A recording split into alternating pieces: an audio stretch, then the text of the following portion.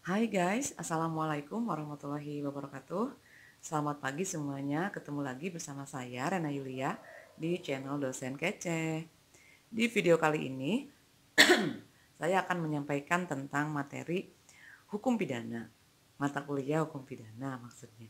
Materinya adalah teori kausalitas atau teori sebab akibat. Nah, yang pertama yang harus kita ketahui adalah apa sih pentingnya kausalitas. Nah, satu, untuk menentukan hubungan antara sebab dan akibat. Menentukan adanya atau tidak adanya tindak pidana. Gitu. Kebayang nggak sih ketika ngomongin kausalitas atau sebab akibat di dalam hukum pidana, maka harus selalu ada sebab untuk sebuah akibat. Nah, jika sebabnya itu adalah tindak pidana, maka akan ada akibat hukumnya gitu. Katakanlah misalnya ada seseorang ditemukan tak bernyawa gitu. Nah, harus dicari sebabnya. Kausalitas sebab akibatnya itu apa? Kan akibatnya ada orang mati. Maka sebabnya apa nih? Apakah sebabnya dibunuh gitu atau sebabnya dia memang bunuh diri atau memang dia sebabnya adalah meninggal karena sakit misalnya. Nah, itu kan penting pada akhirnya kausalitas untuk menentukan hubungan antara sebab dan akibat dan untuk menentukan adanya atau tidak adanya tindak pidana gitu.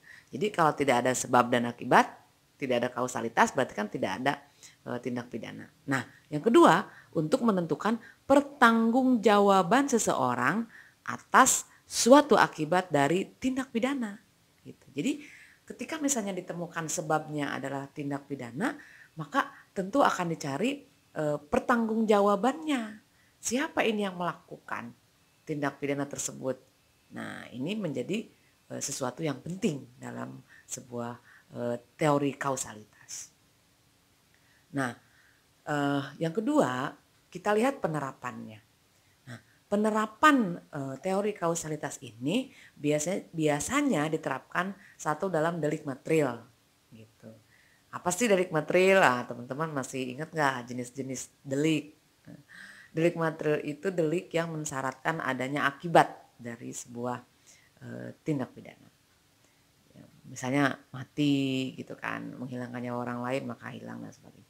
Kemudian delik culpa gitu.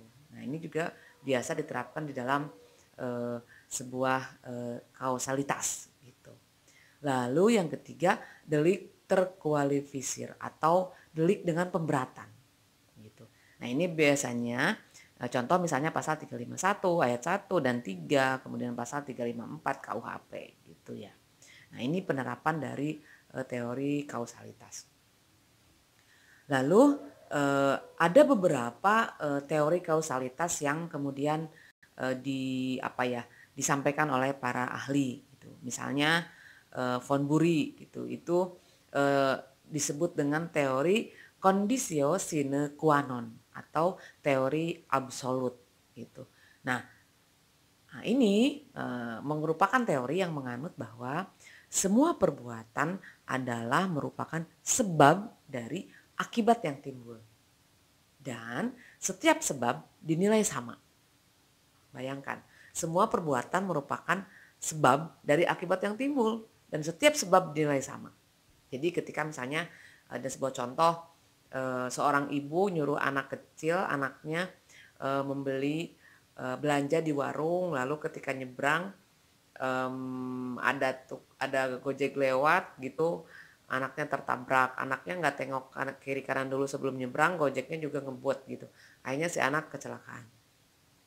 Sebab yang mana yang menimbulkan akibat? Menurut teori von Bury, semua sebab menimbulkan akibat. Ibunya sih ngapain nyuruh-nyuruh anak kecil belanja bawang ke warung, beli sendiri, jadi aja anaknya kecelakaan. Oke. Yang kedua, teori individualisasi. Dari rangkaian sebab, dicari sebab yang paling berpengaruh atas terjadinya akibat. Apakah si ibu yang nyuruh anaknya beli bawang atau belanja ke warung? Atau si anak yang gak tengok kiri kanan sebelum nyebrang? Atau si Gojek yang ngebut? Yang mana sih sebab yang paling berpengaruh atas terjadinya akibat? Dalam contoh tadi akibatnya si anak menjadi kecelakaan. Yang ketiga, teori generalisasi. Sebab adalah yang menurut pengalaman manusia pada umumnya merupakan sebab. Nah, jadi menurut teori generalisasi, sebab adalah yang menurut pengalaman manusia pada umumnya merupakan sebab. Gitu. Nah, jadi kira-kira yang mana nih yang merupakan sebab dalam sebuah akibat ketika terjadi sebuah tindak pidana? Gitu. Nah, teori generalisasi ini ada beberapa alirannya. Ada teori adekuat, ya, von Kries, sebab merupakan perbuatan yang diketahui oleh pembuat. Gitu.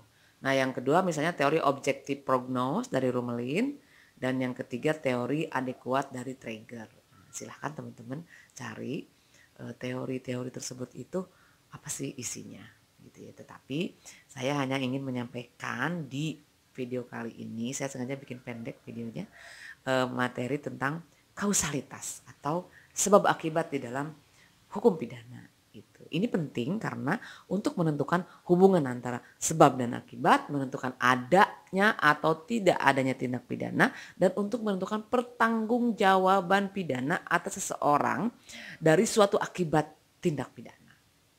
Gitu. Nah, teori-teorinya silakan teman-teman pelajari sendiri. Pada intinya harus selalu ada sebab untuk sebuah akibat tindak pidana. Gitu. Nah, terakhir quote dari saya. Tadi sudah saya sampaikan, harus selalu ada sebab untuk sebuah akibat tindak pidana, tetapi tidak perlu sebab untuk menyukai seseorang. Wah, ngaco ya. Oke deh, sampai di sini dulu materi di video kali ini. Ketemu lagi nanti di video selanjutnya. Terima kasih teman-teman semuanya. Jangan lupa untuk tetap prokes. Salam sehat untuk semuanya. Assalamualaikum warahmatullahi wabarakatuh.